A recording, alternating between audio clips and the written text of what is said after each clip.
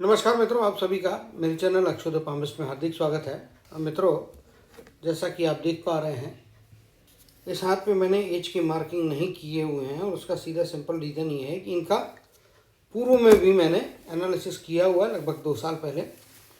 जो 2 साल के दरमियान बताई हुई चीज़ें हैं, काफ़ी हद तक उनको सही और उसके हिसाब से उनको परिणाम मिले हैं।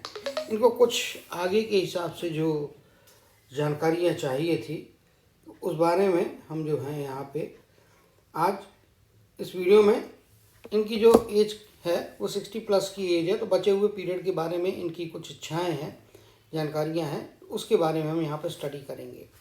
तो सबसे पहली चीज़ होती है कि आप कभी भी किसी भी हाथ में देखना चाहते हो तो आदमी का पहला क्वेश्चन ये होता है कि भाई 60 की एज में पैसा आगे रहने वाला है नहीं रहने वाला है। तो पैसा रहेगा, जिस प्रकार की आकृति यहाँ पे ये बन रही है उसके मुताबिक पैसा निश्चित तौर पे रहने वाला है, इसमें कोई दो मत नहीं है।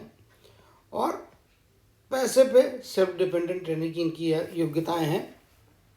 ऑलरेडी ट्रायंगल बना हुआ है, इसके अंदर में तिल की जैसी आकृति है, तो इसका पहले भी मैंने बताया काला तिल होता है तो पैसा कमाने के बाद में भी किसी न किसी नुकसान के रूप में आपके हाथ से निकाल देता है, बट फिर भी काफ़ी हद तक पैसा रुक के रहेगा, क्योंकि ट्रायंगल के अंदर में एक दूसरा ट्रायंगल भी बना है। तो ये हो गई फाइनेंशियल बात। ओल्ड एज में जाने के बाद में आदमी फाइनेंशियल सिक्योर है। ट्रायंगल भी यहाँ पे बना हुआ है आपका, तो ट्रायंगल यहाँ पे बना होने से निश्चित तौर पे चीज़ें आपके लिए ओल्ड एज में जाने के बाद में भी फेवरेबल रहने वाली है।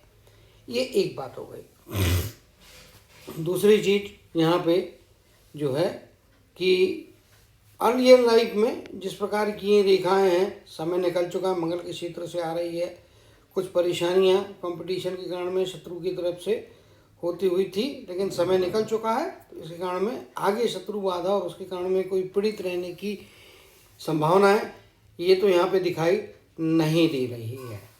और जहाँ तक ओल्ड एज की बात है तो 60 के आगे की लाइफ, तो यहाँ पे स्वास्थ्य में गिरावट स्पष्ट तौर पे दिखाई दे रही है। और 60-62 के आसपास की एज है अभी यहाँ पे इनकी, तो अब इनको सतर्क हो जाना चाहिए।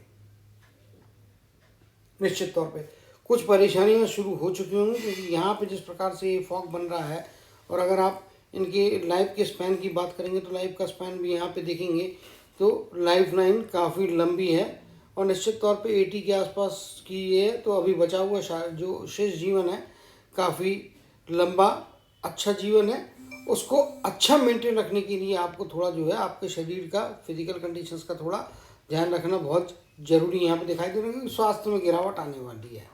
खास तौर से जो है आप 60 प्लस हो गए, 62 के आसपास की एज है, 65 की एज से धीरे धीरे स्वास्थ्य में गिरावट, ओल्ड एज में जाने के बाद में यहाँ पे जो है जिस प्रकार से लाइन नीचे जा रही है, तो ये ऑपरेशन या हॉस्पिटलाइजेशन करवा सकती। इवन अभी भी कुछ ना कुछ स्वास्थ्य संबंधी परेशानियाँ चलती रहने वाली है, क्योंकि आप यहाँ पर स्पष्ट तौर पे देखेंगे तो ये वाला हिस्सा डबल है, एक लाइन नीचे जा रही है, एक लाइन यहाँ पे नीचे जा रही है। इसके कारण निश्चित तौर पे मैं कह सकता हूँ कि 65 की एज के बाद के पीरियड से धीरे धीरे डिप्रिशिएट होना हेल्थ चालू होगी। मे बी 67-68 की एज के आसपास का पीरियड जो है 68 से समझ लीजिए 70 के बीच का पीरियड स्वास्थ्य में गिरावट, हॉस्पिटलाइजेशन करवाएगा। उसके बाद में लगभग 74 या 75 वर्ष की आयु के आसपास का पीरियड ऐसा हो सकता है जहाँ पे आपको दोबारा हॉस्पिटलाइजेशन होगा। दोनों ही केसेस में आप देखने को जाएंगे तो इनकी हृदय की रेखा जो है आगे मजबूती लिए हुए, इवन यहाँ पे लाइन नीचे आ गई है, इसके बाद में यहाँ पे मजबूती लिए, यहाँ पे भी नीचे आती हुई रेखाएं हैं, तो ये मजबूत है। लेकिन यहाँ पे जो फॉग बना है इसके कारण में स्वास्थ्य की समस्याएं ओल्डर एज में जाके रहेंगी। 65 से लेकर 75 के बीच का पीरियड कुछ ना कुछ स्वास्थ्य संबंधी परेशानियाँ, लगभग 67-68 की जो 68 कहिए, 68 से लेके तो 70 के बीच का पीरियड है।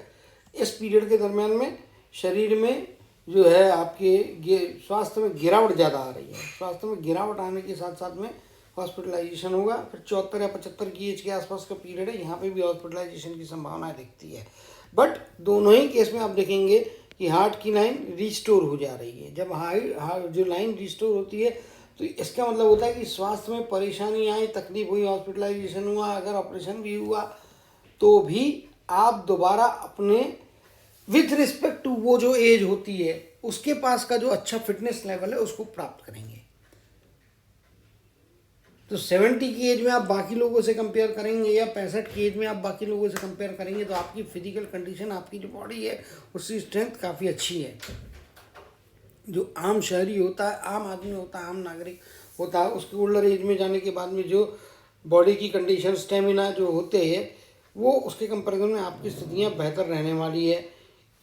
इसी चीज़ को जो है हम यहाँ पे कंफर्म कर लेते हैं लेफ्ट हैंड के अंदर में भी। तो लेफ्ट हैंड में भी वही चीज़ दिखाई दे रही है स्पष्ट तौर पे, लेकिन फॉगीनेस यहाँ पे कम है, जिसके कारण मैं डेफिनेटली मैं बोल सकता हूँ कि निश्चित तौर पे स्वास्थ्य की समस्याएं आएंगी, परेशानियाँ आएंगी, लेकिन रिकवरी होगी। अभी से इनको 8-10 साल का पीरियड, उसके बारे में तो उसके पीरियड बारे में घटनाएं यही हैं कि स्वास्थ्य का ध्यान रखना है। आज की डेट से आगे नेग्लिजेंस महंगा पड़ेगा, संभाल के रहना चाहिए। शत्रुओं की तरफ से कोई बाधा है क्या? तो ओल्डर एज में जाने के बाद में शत्रुओं की तरफ से कोई बाधा नहीं है।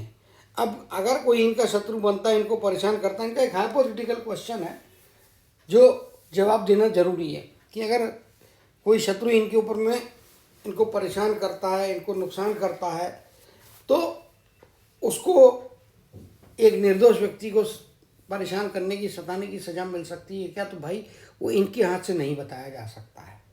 इस प्रश्न का उत्तर इनके हाथ से नहीं। जो व्यक्ति परेशान करने वाला होता है उसके हाथ में परेशान करने की, किसी को तकलीफ देने की निशानियां होती है, और उस निशानियों के केस में उसको सज़ा मिलने वाली है क्या? वो उस व्यक्ति के हाथ में होता है। आपके शत्रु के हाथ को देख के मैं बता सकता हूँ। मैं किसी के भी हाथ को देख के उसके शत्रु के बारे में जो है भविष्य के बारे में या वर्तमान के बारे में किसी प्रकार की कोई टिप्पणी नहीं कर सकता। इनका हाथ है तो इनके हाथ के बारे में ही इनसे संबंधित टिप्पणी कर सकता हूँ। तो ये स्पष्ट तौर पर उत्तर दे दिया है मैंने, उनका सवाल था। हाँ, इनको शत्रु बाधा है क्या आगे के जीवन में? तो इनको आगे के जीवन में शत्रु बाधा नहीं है। जो शत्रु बाधा का समय होता है, परेशानी का समय होता है, वो अभी खत्म हो चुका है। अभी आगे और एडिशनल कोई शत्रु बाधा, परेशानी, ऐसी चीज़ लाइफ में नहीं हो रही है। ये इनको वाज़ेह कर देता हूँ, क्लियर कट बता देता हूँ। रही बात फिटनेस के साथ साथ में अर्निंग्स की, तो दोनों ही हाथ में देखेंगे तो कर्म की रेखा दोनों ही हाथ में स्पष्ट तौर पे बनी है। यहाँ पे मल्टीपल रेखाएं, इस हाथ में तो थोड़े चिन्ह है, यहाँ पे मल्टीपल रेखाएं स्पष्ट तौर पे दिखा रही है, जो ओल्ड एज में भी पैसे के भंडार को बनाए रखने में सहायता करते हुए दिखाई दे रही है। सूर्य की रेखा यहाँ पे काफ़ी मजबूत है, इस एरिया में भी सूर्य अच्छा है। ओल्ड एज फाइनेंशियली अच्छी बीतेगी, सक्सेस के साथ में बीतेगी। पहले किए हुए मेहनत का परिणाम या पहले किए हुए मेहनत और उसके कार्य जो हैं वो आपको ओल्डर एज में काफ़ी सुखी रखने वाले हैं। इनके पुराने जो वीडियो के एनालिसिस किया था उसके हिसाब से देखा तो हाथों की रेखाओं में ऐसा कोई बहुत बड़ा अंतर नहीं आया है। तो चेंजेस जो होते हैं निश्चित तौर पे होते हैं, लेकिन शायद वो दुनिया में 0.1% व्यक्तियों के हाथ में होते हैं रेखाओं में चेंजेस एक अंतराल के बाद में। तो इनके हाथ में 2 साल पहले मैंने जो देखा उसके मुताबिक कंपेयर कर लिया मैंने, और ये केवल नॉलेज के लिए इनके बता रहा हूँ। तो वो चीज़ इनके हाथ में यहाँ पे दिखाई नहीं दे रही है। ये जिस प्रकार की गैप बनी है, ये गैप थोड़ी बड़ी हुई सी लग रही है, हो सकता थोड़ी, तो ये ग्रुप को लेके चलने वाले व्यक्ति रहेंगे, अकेले अपने बलबूते पे कार्य करना पसंद नहीं करेंगे। अदर वर्ड्स में कहूँ तो कभी कभी आपको ये अपने ऊपर जिम्मेदारी लेने से बचते रहेंगे, लेकिन ग्रुप को इन्वॉल्व करके उससे काम कराने में इनको महारत रहने वाली है। तो कुछ चीज़ें ये इनके हाथ में दिखाई दे रही है।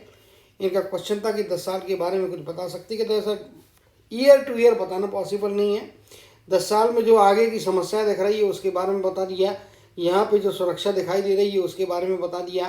तो कुल मिला के कह सकता हूँ कि जिनके हाथ में इस प्रकार की कर्म की रेखा होती है, ऐसे व्यक्ति कभी भी दूसरे पे डिपेंडेंट नहीं होते, कभी भी किसी की मदद के मोहताज नहीं होते। अपना भाग्य, अपना कर्म अपने आप से बना के अपने बलबूते पे पैसा कमा के जीते हैं, आगे चलते हैं।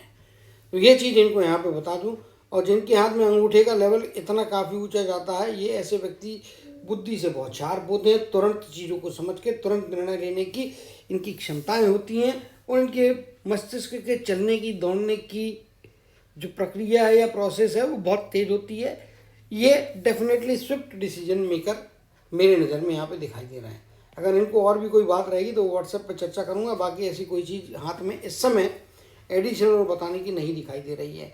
तो उम्मीद करता हूँ कि जो इनकी क्वेरी थी उनका मैंने जवाब दे दिया। और अगर और भी कोई प्रश्न होगा तो व्हाट्सएप पे या फ़ोन के द्वारा मुझसे चर्चा कर सकते हैं, वहाँ पे मैं इनको अपडेट प्रदान कर दूँगा।